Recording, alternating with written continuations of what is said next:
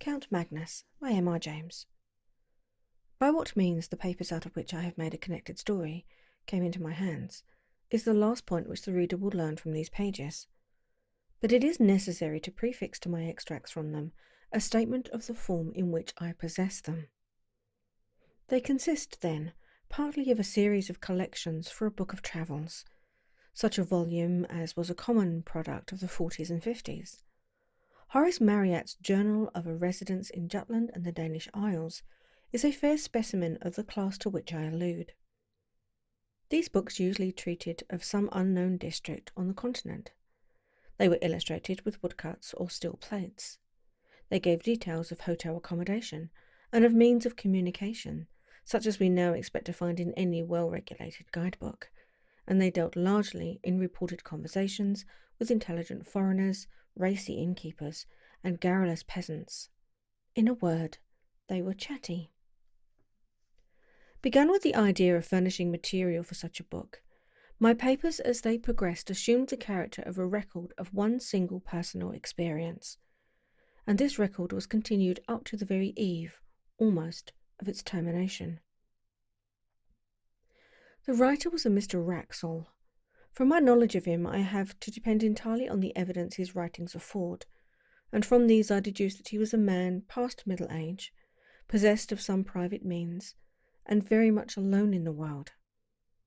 He had, it seemed, no settled abode in England, but was a denizen of hotels and boarding-houses. It is probable that he entertained the idea of settling down at some future time which never came, and I think it is also likely that the Pantechnicon fire in the early 70s must have destroyed a great deal that would have thrown light on his antecedents, for he refers once or twice to property of his that was warehoused at that establishment. It is further apparent that Mr. Wraxall had published a book, and that it treated of a holiday he had once taken in Brittany. More than this I cannot say about his work, because a diligent search in bibliographical works has convinced me that it must have appeared either anonymously or under a pseudonym. As to his character, it is not difficult to form some superficial opinion. He must have been an intelligent and cultivated man. It seems that he was near being a fellow of his college at Oxford, Brasenose, as I judge from the calendar. His besetting fault was pretty clearly that of over-inquisitiveness, possibly a good fault in a traveller, certainly a fault for which this traveller paid dearly enough in the end. On what proved to be his last expedition, he was plotting another book.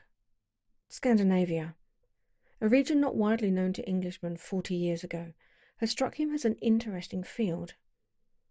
He must have alighted on some old books of Swedish history or memoirs, and the idea had struck him that there was room for a book descriptive of travel in Sweden, interspersed with episodes from the history of some of the great Swedish families.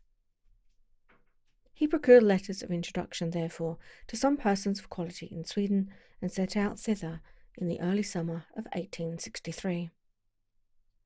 Of his travels in the north there is no need to speak, nor of his residence of some weeks in Stockholm. I need only mention that some savant resident there put him on the track of an important collection of family papers belonging to the proprietors of an ancient manor house in Västergötland, and obtained for him permission to examine them. The manor house, or hergård, in question is to be called Raback, pronounced something like Robeck, though that is not its name. It is one of the best buildings of its kind in all the country, and the picture of it in Dannelberg's Sequoia Antica et Modernada, engraved in 1694, shows it very much as the tourist may see it today. It was built soon after 1600, and is, roughly speaking, very much like an English house of that period in respect of material, red brick with stone facings, and style. The man who built it was a scion of the great house of De la Gardie, and his descendants possess it still. De la Gardie is the name by which I will designate them when mention of them becomes necessary. They received Mr. Wraxall with great kindness and courtesy, and pressed him to stay in the house as long as his researches lasted. But preferring to be independent and mistrusting his powers of conversing in Swedish, he settled himself at the village inn, which turned out quite sufficiently comfortable at any rate during the summer months. This arrangement would entail a short walk daily to and from the manor house of something under a mile. The house itself stood in a park and was protected, we should say grown up, with large old timber. Near it you found the walled garden, and then entered a close wood fringing one of the small lakes with which the whole country is pitted. Then came the wall of the demesne, and you climbed a steep knoll, a knob of rock lightly covered with soil, and on the top of this stood the church, fenced in with tall, dark trees. It was a curious building to English eyes. The nave and aisles were low and filled with pews and galleries. In the western gallery stood the handsome old organ, gaily painted and with silver pipes. The ceiling was flat and had been adorned by a 17th century artist with a strange and hideous Last Judgment, full of lurid flames, falling cities, burning ships, crying souls, and brown and smiling demons. Handsome brass coronae hung from the roof. The pulpit was like a doll's house covered with little painted wooden cherubs and saints. A stand with 3 hourglasses was hinged to the preacher's desk. Such sights as these may be seen in many a church in Sweden now, but what distinguished this one was an addition to the original building. At the eastern end of the northern aisle, the builder of the manor house had erected a mausoleum for himself and his family. It was the largest 8-sided building, lighted by a series of oval windows, and it had a domed roof, topped by a kind of pumpkin-shaped object rising into a spire, a form in which Swedish architects greatly delighted. The roof was of copper externally and was painted black, while the walls, in common with those of the church, were staringly white. To this mausoleum there was no access from the church. It had a portal and steps of its own on the northern side. Past the churchyard, the path to the village goes, and not more than 3 or 4 minutes bring you to the inn door. On the first day of his stay at Roebuck, Mr. Wraxall found the church door open, and made those notes of the interior which I have epitomised. Into the mausoleum, however, he could not make his way. He could, by looking through the keyhole, just descry that there were fine marble effigies and sarcophagi of copper, and a wealth of armorial ornaments, which made him very anxious to spend some time in investigation. The papers he had come to examine at the manor house proved to be of just the kind he wanted for his book. There were family correspondence, journals, and account books of the earliest owners of the estate, very carefully kept and clearly written, full of amusing and picturesque detail. The first de la Garde appeared in them as a strong and capable man. Shortly after the building of the mansion, there had been a period of distress in the district, and the peasants had risen and attacked several chateaux and done some damage. The owner of Roebuck took a leading part in suppressing the trouble, and there was reference to executions of ringleaders and severe punishments inflicted with no sparing hand. The portrait of this Magnus de la Garde was one of the best in the house, and Mr. Wraxall studied it with no little interest after his day's work. He gives no detailed description of it, but I gather that the face impressed him rather by its power than by its beauty or goodness. In fact, he writes that Count Magnus was an almost phenomenally ugly man. On this day, Mr. Wraxall took his supper with the family and walked back in the late but still bright evening. "I must remember," he writes, "to ask the sexton if he can let me into the mausoleum at the church. He evidently has access to it himself, for I saw him tonight standing on the steps, and as I thought, locking or unlocking the door."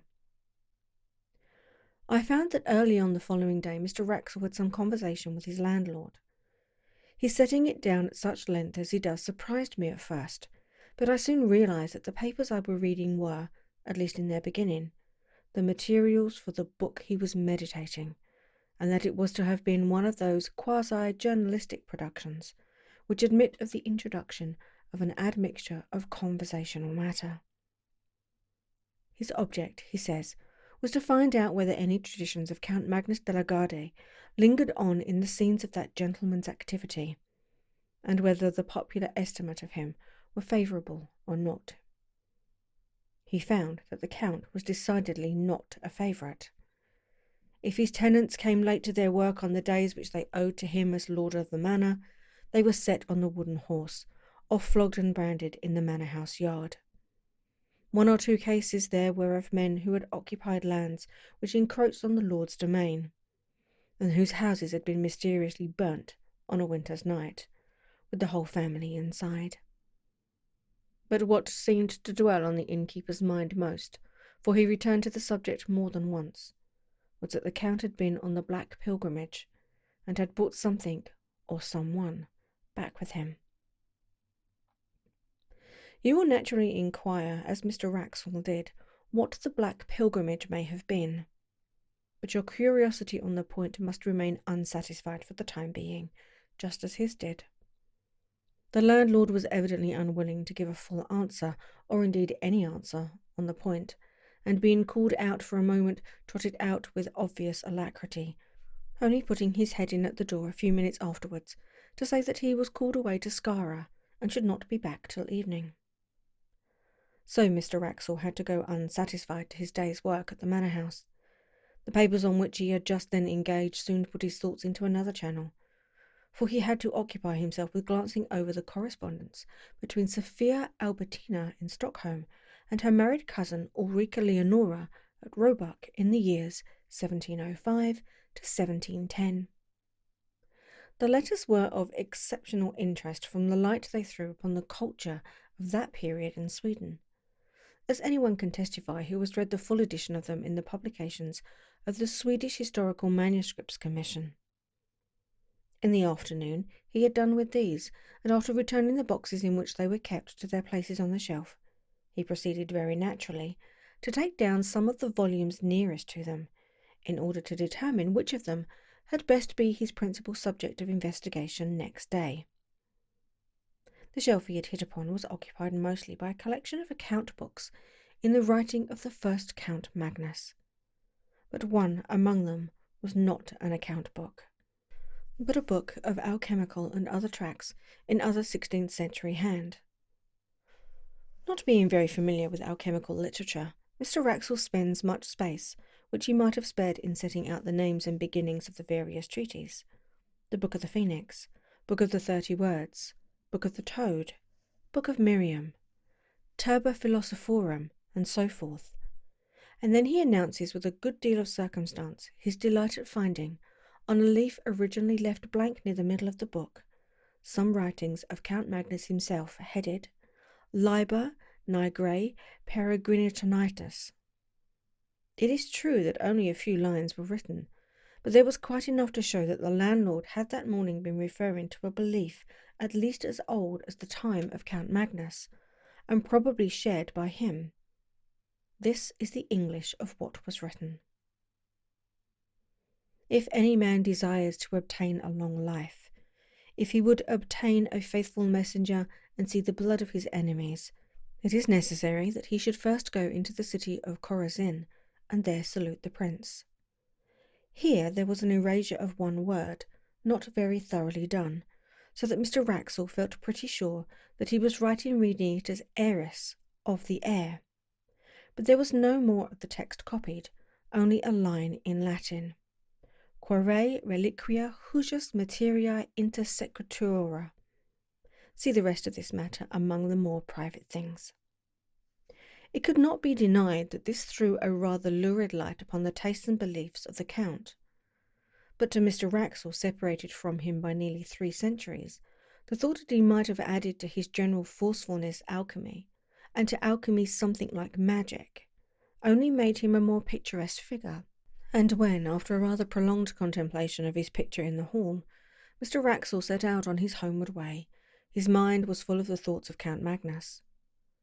He had no eyes for his surroundings, no perception of the evening scents of the woods or the evening light on the lake, and when all of a sudden he pulled up short, he was astonished to find himself already at the gate of the churchyard, and within a few minutes of his dinner. His eyes fell on the mausoleum. "Ah," he said, "Count Magnus, there you are. I should dearly like to see you." Like many solitary men, he writes, I have a habit of talking to myself out loud, and unlike some of the Greek and Latin particles, I do not expect an answer. Certainly, and perhaps fortunately in this case, There was neither voice nor any that regarded. Only the woman who, I suppose, was cleaning up the church, dropped some metallic object on the floor whose clang startled me. Count Magnus, I think, sleeps sound enough. That same evening, the landlord of the inn, who had heard Mr. Wraxall say that he wished to see the clerk or deacon, as he would be called in Sweden, of the parish, introduced him to that official in the inn parlour. A visit to the De la Gardie tomb house was soon arranged for the next day, and a little general conversation ensued. Mr. Wraxall, remembering that one function of Scandinavian deacons is to teach candidates for confirmation, thought he would refresh his own memory on a biblical point. "Can you tell me," he said, "anything about Chorazin?"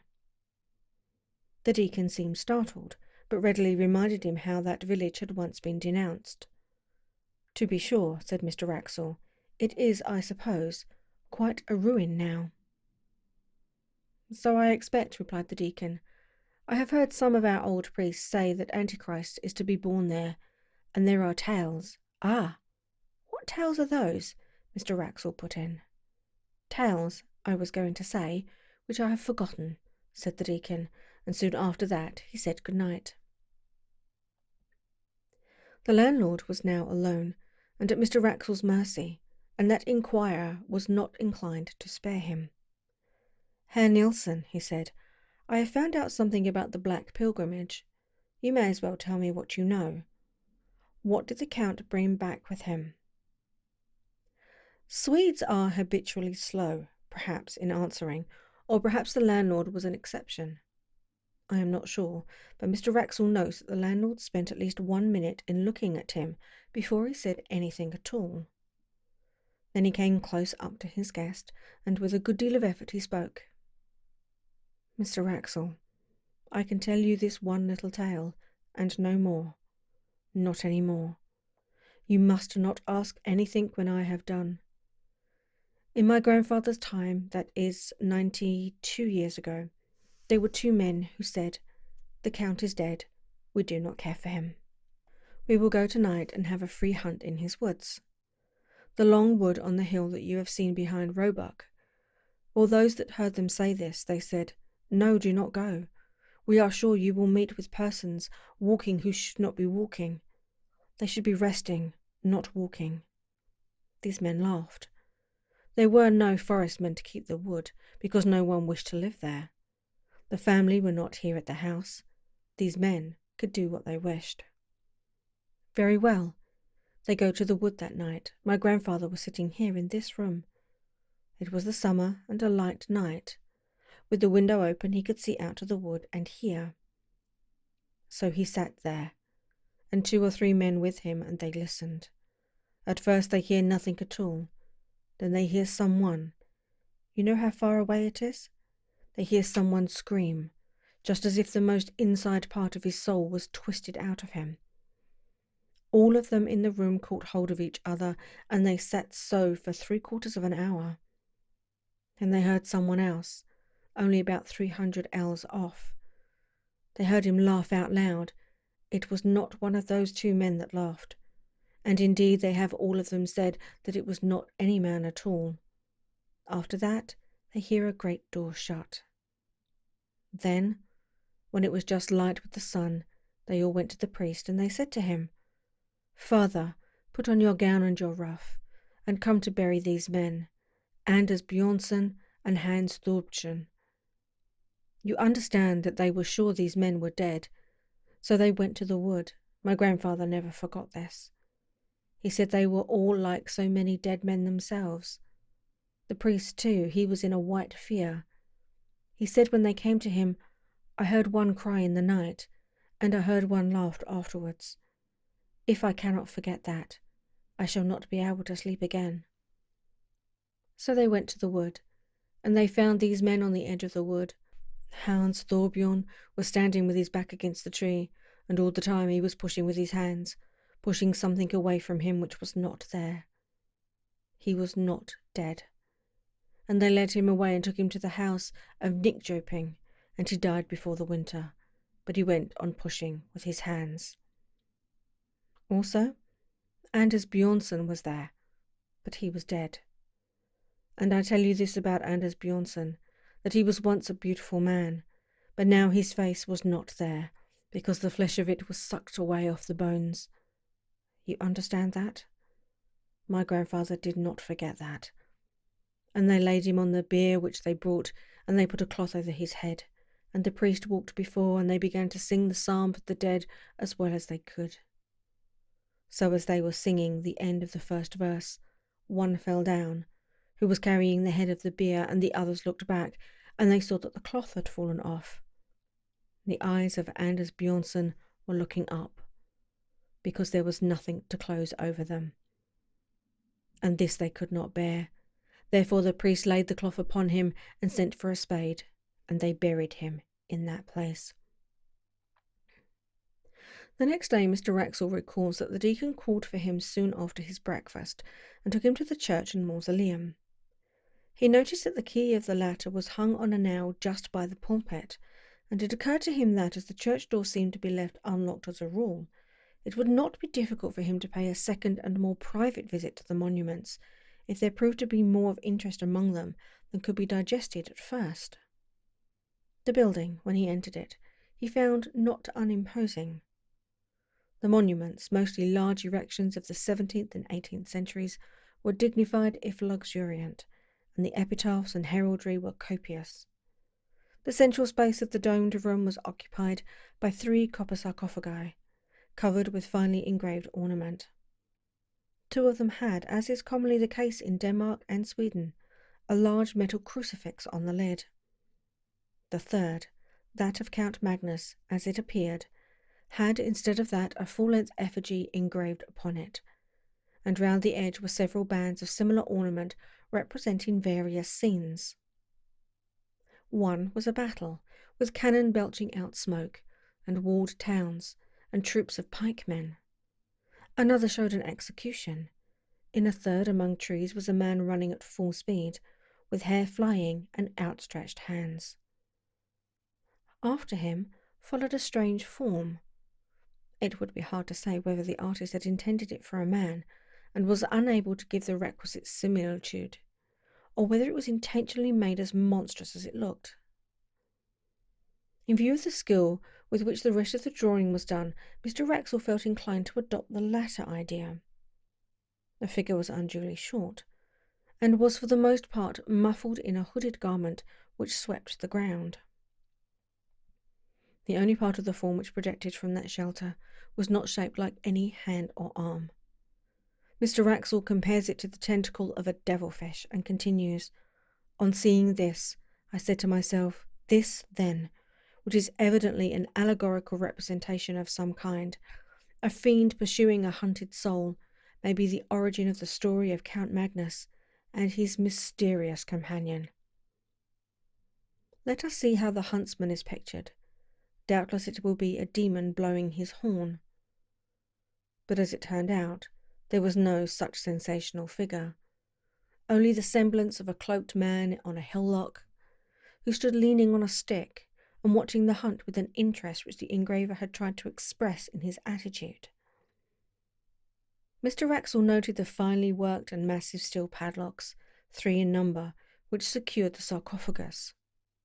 One of them, he saw, was detached and lay on the pavement, and then, unwilling to delay the deacon longer or to waste his own working time, he made his way onward to the manor house. It is curious, he notes, how, on retracing a familiar path, one's thoughts engross one to the absolute exclusion of surrounding objects. Tonight, for the second time, I had entirely failed to notice where I was going. I had planned a private visit to the tomb house to copy the epitaphs, when I suddenly, as it were, awoke to consciousness, and found myself, as before, turning in at the churchyard gate, and, I believe, singing or chanting some such words as, "Are you awake, Count Magnus? Are you asleep, Count Magnus?" And then something more which I have failed to recollect. It seemed to me that I must have been behaving in this nonsensical way for some time. He found the key of the mausoleum where he had expected to find it, and copied the greater part of what he wanted. In fact, he stayed until the light began to fail him. I must have been wrong, he writes, in saying that one of the padlocks of my Count's sarcophagus was unfastened. I see tonight that 2 are loose. I picked them up and laid them carefully on the window ledge after trying unsuccessfully to close them. The remaining one is still firm, and though I take it to be a spring lock, I cannot guess how it is opened. Had I succeeded in undoing it, I am almost afraid I should have taken the liberty of opening the sarcophagus. It is strange, the interest I feel in the personality of this, I fear, somewhat ferocious and grim old noble. The day following was, as it turned out, the last of Mr. Wraxall's stay at Roebuck. He received letters connected with certain investments which made it desirable that he should return to England. His work amongst the papers was practically done, and travelling was slow. He decided therefore to make his farewells, put some finishing touches to his notes, and be off. These finishing touches and farewells, as it turned out, took more time than he had expected. The hospitable family insisted on his staying to dine with them. They dined at 3, and it was verging on 6:30 before he was outside the iron gates of Roebuck. He dwelt on every step of his walk by the lake, determined to saturate himself, now that he trod it for the last time, in the sentiment of the place and hour. And when he reached the summit of the churchyard knoll, he lingered for many minutes, gazing at the limitless prospect of woods near and distant, all dark beneath a sky of liquid green. When at last he turned to go, the thought struck him that surely he must bid farewell to Count Magnus, as well as the rest of the De la Gardies. The church was but 20 yards away, and he knew where the key of the mausoleum hung. It was not long before he was standing over the great copper coffin, and as usual, talking to himself aloud. "You may have been a bit of a rascal in your time, Magnus," he was saying, "but for all that I should like to see you, or rather—" Just at that instant, he says, I felt a blow on my foot. Hastily enough I drew it back, and something fell on the pavement with a clash.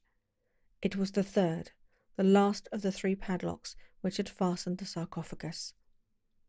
I stooped to pick it up, and heaven is my witness that I am writing only the bare truth. Before I had raised myself there was a sound of metal hinges creaking, and I distinctly saw the lid shifting upwards. I may have behaved like a coward, but I could not for my life stay for one moment. I was outside that dreadful building in less time than I can write, almost as quickly as I could have said the words, and what frightens me yet more, I could not turn the key in the lock. As I sit here in my room noting these facts, I ask myself, it was not 20 minutes ago, whether that noise of creaking metal continued, and I cannot tell whether it did or not. I only know that there was something more than I have written that alarmed me, but whether it was sound or sight I am not able to remember. What is this that I have done? Poor Mr. Wraxall. He set out on his journey to England on the next day, as he had planned, and he reached England in safety. And yet, as I gather from his changed hand and inconsequent jottings, a broken man. One of several small notebooks that had come to me with his papers gives, not a key to, but a kind of inkling of his experiences. Much of his journey was made by canal boat, and I find not less than 6 painful attempts to enumerate and describe his fellow passengers. The entries are of this kind. 24. Pastor of village in Skane. Usual black coat and soft black hat. 25. Commercial traveller from Stockholm going to Trollhättan. Black cloak, brown hat. 26. Man in long black cloak, broad-leafed hat, very old-fashioned. This entry is lined out and a note added. Perhaps identical with number 13, have not yet seen his face.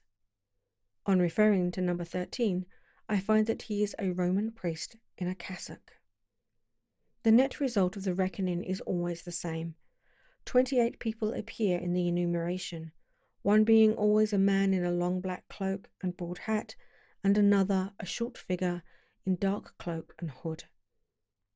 On the other hand, it is always noted that only 26 passengers appear at meals, and that the man in the cloak is perhaps absent, and the short figure is certainly absent. On reaching England, it appears that Mr. Wraxall landed at Harwich, and that he resolved at once to put himself out of the reach of some person or persons whom he never specifies, but whom he has evidently come to regard as his pursuers. Accordingly, he took a vehicle. It was a closed fly, not trusting the railway, and drove across country to the village of Belchamp St. Paul. It was about 9 o'clock on a moonlit August night when he neared the place. He was sitting forward and looking out of the window at the fields and thickets. There was little else to be seen, racing past him. Suddenly he came to a crossroad. At the corner 2 figures were standing motionless. Both were in dark cloaks. The taller one wore a hat, the shorter a hood. He had no time to see their faces, nor did they make any motion that he could discern. Yet the horse shied violently and broke into a gallop, and Mr. Wraxall sank back into his seat in something like desperation. He had seen them before. Arrived at Belchamp St. Paul, he was fortunate enough to find a decent furnished lodgings, and for the next 24 hours he lived, comparatively speaking, in peace. His last notes were written on this day. They were too disjointed and ejaculatory to be given here in full, but the substance of them is clear enough. He is expecting a visit from his pursuers. How or when he knows not, and his constant cry is, "What has he done, and is there no hope?" Doctors, he knows, would call him mad. Policemen would laugh at him. The parson is away. What can he do but lock his door and cry to God? People still remembered last year at Belchamp St. Paul how a strange gentleman came one evening in August, years back, and how the next morning, but one, he was found dead. There was an inquest, and the jury that viewed the body fainted. 7 of them did, and none of them wouldn't speak of what they see, and the verdict was visitation of God, and how the people as kept the house moved out that same week and went away from that part. But they do not, I think, know that any glimmer of light has ever been thrown, or could be thrown, on the mystery. It so happened that last year the little house came into my hands as part of a legacy. It had stood empty since 1863, and there seemed no prospect of letting it, so I had it pulled down, and the papers of which I have given you an abstract were found in a forgotten cupboard under the window in the best bedroom.